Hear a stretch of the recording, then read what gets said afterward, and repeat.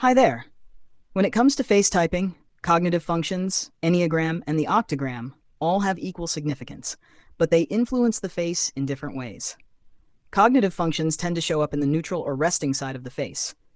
This refers to how the face looks when a person is not reacting emotionally, performing socially, or expressing behavior. Enneagram, on the other hand, shows up more in the behavioral face.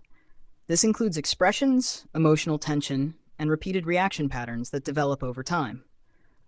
But within cognitive functions, not all functions show up on the face in the same way. Some cognitive functions tend to have a more visible and noticeable influence on facial features than others. In particular, NI, SE, T, and TI tend to be the most noticeable. NI often shows up as facial symmetry and deep, inward-looking eyes. The face tends to look still, focused, and internally oriented. SE is associated with more muscular or masculine facial features, along with higher expressiveness. People with strong SE often have an eye-catching or engaging smile, even when their face is at rest. TE commonly presents as hunter-style eyes and a strong, protruding jaw. The face often looks decisive, structured, and externally directed. TI gives a more analytical or cerebral facial presentation. Expressions are restrained, emotional leakage is minimal, and the face often looks neutral or thoughtful. Beyond that, there is also a pattern within the other cognitive functions, but they are less noticeable. That being said, at the most basic level, humans are still animals, and we all have an instinctive and biological layer. Stronger SE and SI tend to stay closer to this instinctive or sensorimotor layer. This can give a more primal, embodied, physical, or instinct-forward facial quality. Stronger NE and NI tend to pull attention away from the physical world and toward abstraction. This can show up as a more ethereal, subtle, or non-physical facial quality. Now, this is where the octagram becomes important. The octagram explains why facial patterns are often mixed. As different parts of the octagram develop, they amplify or mute how existing cognitive functions show up on the face. Because of this, most people do not show clean or pure facial patterns. Instead, they show blends of physical and abstract qualities at the same time. An S-type with a well-developed and focused subconscious can take on more N-type-like facial features, even while still fundamentally being an S-type. Now here's the thing. Unfortunately, having a cognitive function does not mean someone expresses every aspect of that function. So now a unconsciously developed and focused N-type can still look very physical, instinctive, or close to the animal layer, as they never got the typical N-type abstract facial features. Now, separate from this, Enneagram plays a different role. If cognitive functions influence the neutral face, Enneagram shapes the behavioral face. Enneagram patterns train the face through repeated emotional reactions and long-term tension habits. Different Enneagram types create different facial behaviors, especially around the eyes, jaw, brow, and mouth. This is not about bone structure, but about how the face repeatedly moves, reacts, and holds emotional tension. Type 1 tends to show a controlled facial pattern. The jaw often appears tight, the lips are pressed together, and the posture is held. The face looks restrained and composed. In the self-preservation subtype, this restraint is stronger. In the sexual subtype, intensity increases, especially in the eyes. In the social subtype, the face appears polished and socially controlled. Type 2 tends to show an expressive facial pattern. The eyes look open and engaged, smiling happens frequently, and the face reacts quickly to others. In the self-preservation subtype, the expression feels softer and gentler.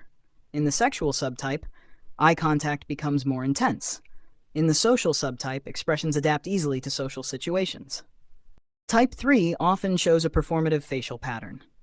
Expressions appear clean and controlled, emotional leakage is minimal, and the face looks camera-ready. In the self-preservation subtype, this presentation is more modest. In the sexual subtype, intensity and charisma increase. In the social subtype, the face appears highly polished and status-aware.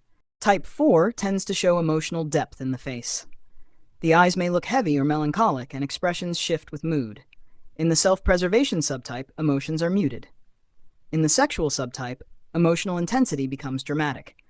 In the social subtype, vulnerability is more openly expressed. Type 5 typically shows a minimal facial pattern. Facial movement is reduced, the resting face appears neutral or blank, and the eyes observe more than they engage. In the self-preservation subtype, the face looks closed and guarded. In the sexual subtype, the eyes appear sharply focused. In the social subtype, the face looks open, yet guarded. Type 6 often shows a vigilant facial pattern. The eyes look alert or scanning, and tension appears around the mouth and brow. Droopy or heavy eye bags are also common, reflecting chronic vigilance and stress. In the self-preservation subtype, this looks cautious and guarded. In the sexual subtype, the tension can appear confrontational. In the social subtype, anxiety is present but socially regulated. Type 7 tends to show a light and animated facial pattern. The eyes appear bright, smiles come quickly, and expressions change rapidly. In the self-preservation subtype, the face looks playful. In the sexual subtype, energy and intensity increase. In the social subtype, expressions are highly animated. Type 8 often shows an intense facial pattern. The jaw looks strong, the gaze is direct, and the facial presence feels forceful. In the self-preservation subtype, this feels solid and grounded. In the sexual subtype, the intensity is raw. In the social subtype, the face appears commanding and authoritative. Type 9 tends to show a relaxed facial pattern. Features appear soft, eyelids may droop slightly, and overall tension is low. In the self-preservation subtype, the face may look sleepy or deeply comfortable.